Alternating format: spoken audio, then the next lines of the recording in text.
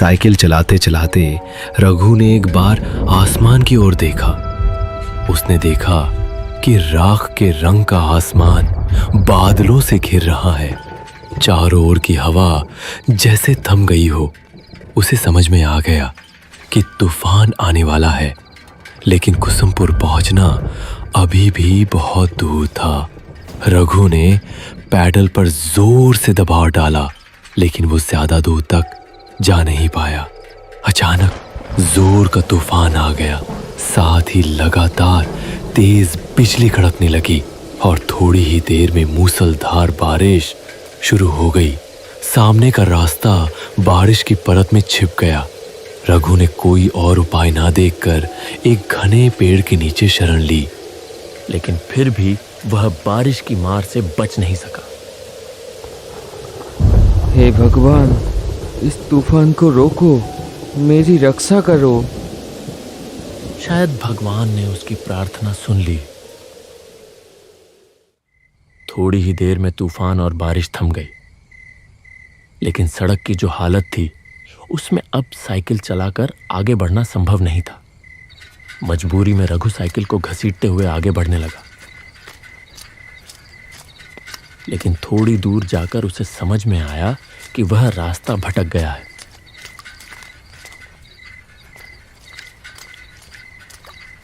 यह रास्ता कुसुमपुर का नहीं है।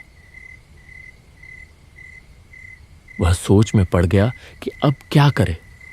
तभी उसके कानों में आवाज आई, क्या आप रास्ता भटक गए हैं? रघु चौंक कर देखने लगा। उसने देखा कि धुंधले अंधेरे में एक छाया मूर्ति खड़ी है। कौन हो तुम? मैं रतन हूँ बाबू। लगता है आप रास्ता भटक गए हैं। मेरा मतलब है मुझे कुसुमपुर जाना है, लेकिन नहीं जा पाएंगे। कुसुमपुर जाने वाला रास्ता बंद है। रास्ते में पेड़ गिर गया है। रघु मुसीबत में पड़ गया। वह पागलों की तरह सामने अंधेरे में डूबी सड़क की ओर देखने लगा। यहीं पास में मेरी चाय की दुकान है, चलिए, फिर से बारिश शुरू हो जाएगी। रघु ने आसमान की ओर देखा, फिर हल्के से सिर हिलाकर हामी भर दी। आइए, मेरे साथ आइए। रघु ने अपने दुविधा भरे मन के साथ उसका पीछा किया, और जैसे जैसे वह आगे बढ़ता गया उसे कुछ महसूस होने लगा। जिस वक्त से वह आदमी उसके पास आया है, तभी से रघु को भीगी हवा में किसी जले हुए चीज की गंध आ रही थी। क्या हुआ? जल्दी कीजिए। हाँ, आता हूँ। साइकिल लेकर वह तेजी से आगे बढ़ा। थोड़ी दूर जाते ही उसने एक गांव का पेड़ देखा। पास ही एक झोपड़ी नुमा घर था। वहां किसी हैरिकेन जैसी चीज की लौ जल रही थी। रतन ने फिर से आवाज दी, आइए बाबू, यही मेरी चाय की दुकान है। रघु ने साइकिल को गांव के पेड़ से टिका दिया और झोपड़ी के चौखट पर आकर खड़ा हो गया। उसने देखा कि एक तरफ एक चूल्हा है और उसके चारों ओर चाय बनाने का सामान रखा है। रघु हैरान हो गया यह सोचकर कि इतनी सुनसान जगह पर इस चाय की दुकान में आखिर चाय पीने कौन आता होगा। रतन एक मोड़ा ले आया। बैठिए बाबूजी, मैं चाय लाता हूँ। रघु अपनी गोद में रखे थैले को कसकर पकड़कर बैठ गया। बाहर फिर से तूफान शुरू हो रहा था। बिजली चमक रही थी और गड़गड़ाहट के साथ कड़क रही थी। ये लीजिए चाय, आप बहुत भीग गए हैं, ये पीजिए, अच्छा लगेगा। इतनी जल्दी चाय बनाकर ले भी आया। हैरानी की बात थी, हल्की हल्की बारिश शुरू हो गई।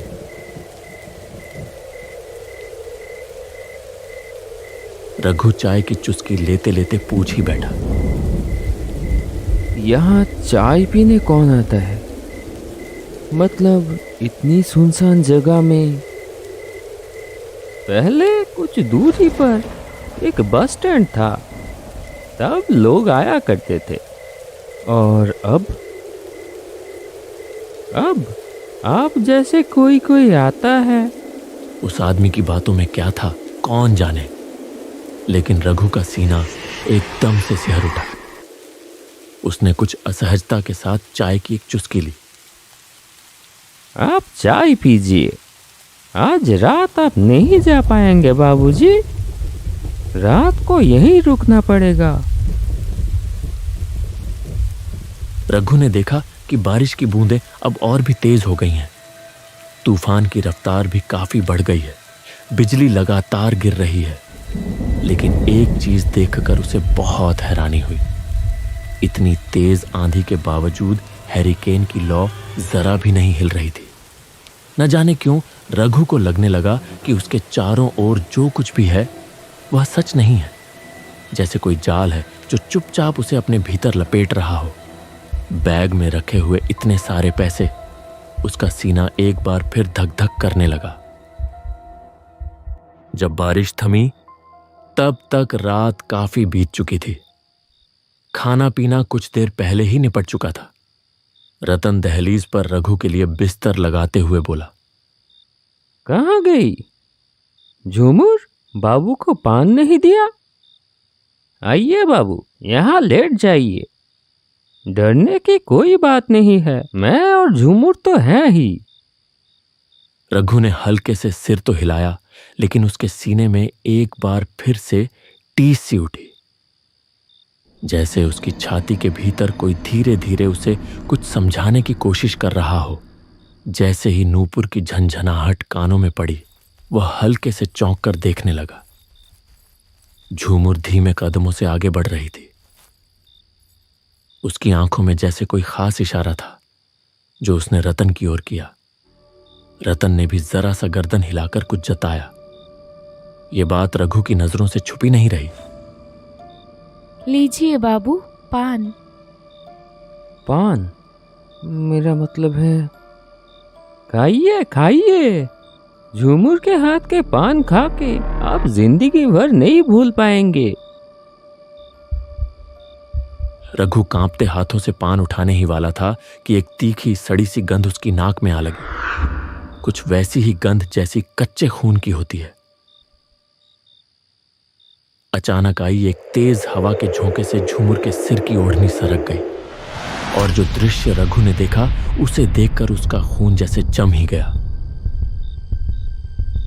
झूमर के गले पर खून की एक लकीर थी। वहां से एक पतली धार बह रही थी। झूमर ने तेजी से अपनी ओढ़नी ठीक की और पलक झपकते ही गायब हो गई। रघु ने जैसे मशीन की तरह पान को मुंह में डाल लिया।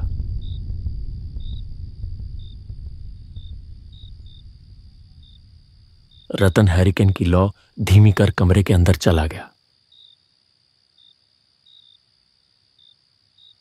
रघु एक अजीब सी घबराहट और बेचैनी लेकर लेट गया। रात गहरी और शांत थी। केवल झिंगुरों की आवाज उस सन्नाटे को तोड़ रही थी। पास के किसी झाड़ी से एक भूखा सियार चीख उठा। फड़फड़ाते पंखों की आवाज के साथ एक काला उल्लू आकर गाब के पेड़ पर बैठा और अपनी डरावनी आवाज में बोल उठा। रघु का सीना बार बार कांप उठता रहा। भगवान देखना, ताकि रात ठीक से कटे। थकान की वजह से थोड़ी ही देर में रघु सो गया।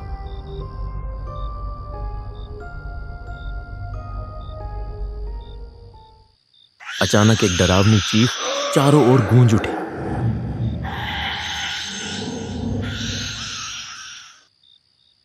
रघु अचानक बिस्तर पर उछलकर बैठ गया। उसने पागलों की तरह इधर उधर देखा। तभी उसके कानों में एक कराहती चरमराती सी आवाज पड़ी। वह आवाज जहां से आ रही थी, रघु ने उधर नजर घुमाई और जैसे ही देखा उसका शरीर डर से सिहर उठा। सिर्फ एक हाथ की दूरी पर कोई एक व्यक्ति गले में रस्सी डाले झूल रहा था।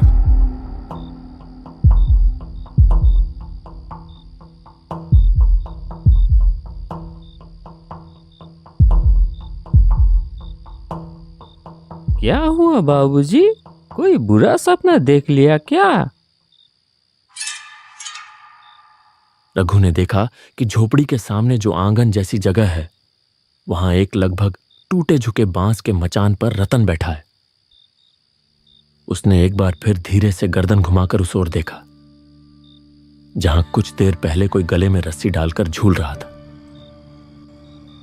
लेकिन यह क्या, वहां अब कुछ भी नहीं था। क्या ढूंढ रहे हैं बाबूजी?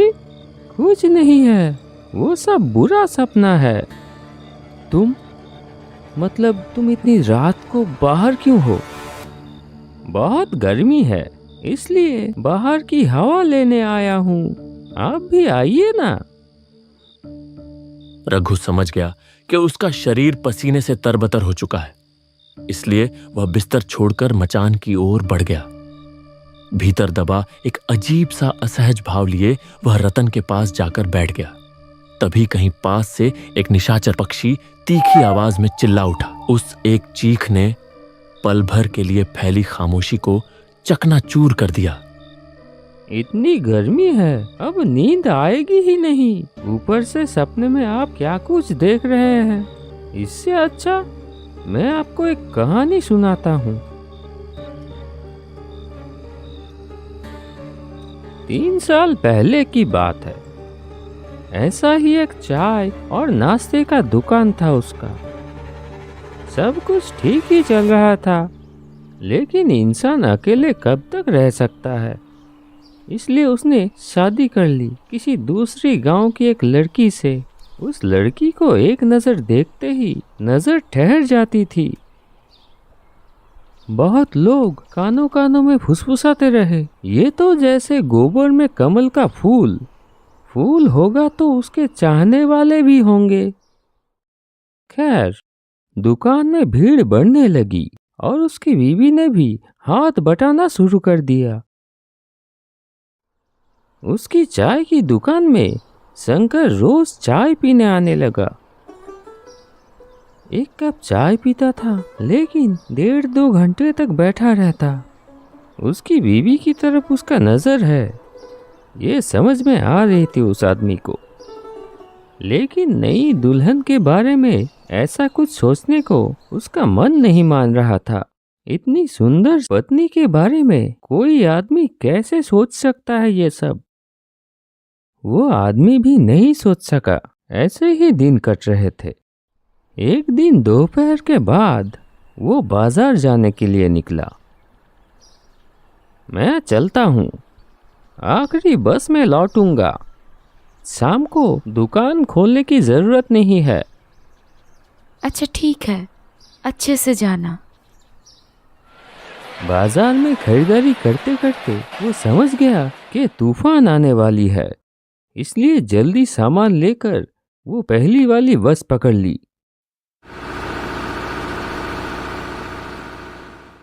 जब बस ने उसे मोड़ पर उतारा, आसमान काला हो चुका था।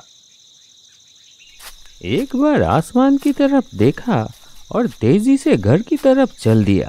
लगता है बारिश होने वाली है। बीवी अकेली है, अकेले डर जाएगी। लेकिन तब तक उसने सोचा भी नहीं था कि थोड़ी देर में क्या होने वाला है। आंगन में आते ही घर के अंदर से एक दबा दबा हंसी की आवाज आने लगी।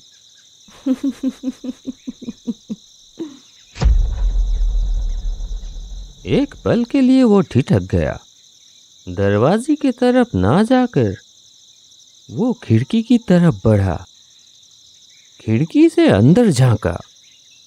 घर की मध्यम रोशनी में जो उसने देखा, उससे उसके शरीर में जैसे बिजली दौड़ गई। बिस्तर पर शंकर लेटा हुआ था और उसकी बीवी उसके सीने पर आधी लेटी हुई धीरे धीरे हंस रही है। हाथ से बैग गिर गया। बीवी के लिए लाया हुआ चूड़ियां भी जमीन पे गिर के टूट गई। कौन? शंकर दौड़ते हुए बाहर आ गया। उस आदमी को देखते ही वो हक्का बक्का रह गया। आप तो बोले थे आखिरी बस पे। बात खत्म भी नहीं हुई थी। एक तेज धार वाली चीज से एक झटके में वो अपनी पत्नी की गर्दन पर वार कर दिया। फव्वारे की तरह खून निकल आया। पत्नी अपनी गर्दन पकड़ लिया और जमीन पर गिर पड़ी और उसका शरीर बार बार झटका खाकर स्थिर हो गया। शंकर अब तक पत्थर की तरह खड़ा था। अब वो भी हाथ जोड़कर माफी मांगने की कोशिश करने लगा। वो आदमी धारदार चीज हाथ से फेंककर शंकर को बालों की मुट्ठी से पकड़ लिया और घसीटते हुए ले चला। शंकर पूरी ताकत से भागने की कोशिश करता रहा। गुस्से में शंकर को जमीन पर पटक दिया। फिर बांस की छत से लटक रही रस्सी को खींचकर शंकर की गर्दन में फांसी की तरह डाल दिया और दोनों हाथों से रस्सी के छोर को खींचने लगा। शंकर के मुंह से दम घुटने की आवाज निकलने लगी। उसकी आंखें बाहर की तरफ निकल पड़ी। तड़पते तड़पते उसका शरीर धीरे धीरे शांत हो गया। वो आदमी पागल की तरह अपनी पत्नी के खून से लथपथ शरीर को घूरता रहा। फिर गला फाड़कर चीख पड़ा, बीवी, ऐसा क्यों किया तुमने? क्यों किया? आदमी थोड़ी देर बाद उठा, घर के अंदर गया, जलती हुई लालटेन लाकर फेंक दिया बीवी के शरीर के ऊपर। उसने दांत भींच ली, आंखों से आंसू फूट पड़े।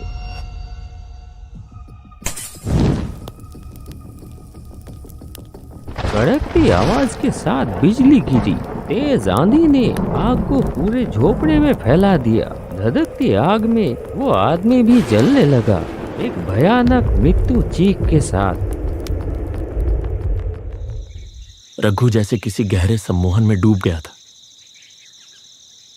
जाइए बाबू, तैयार हो जाइए, थोड़ी देर में सुबह हो जाएगी और हमें भी तो जाना होगा। रघु ने अब और बात नहीं बढ़ाई। रात जैसे तैसे कट ही गई थी।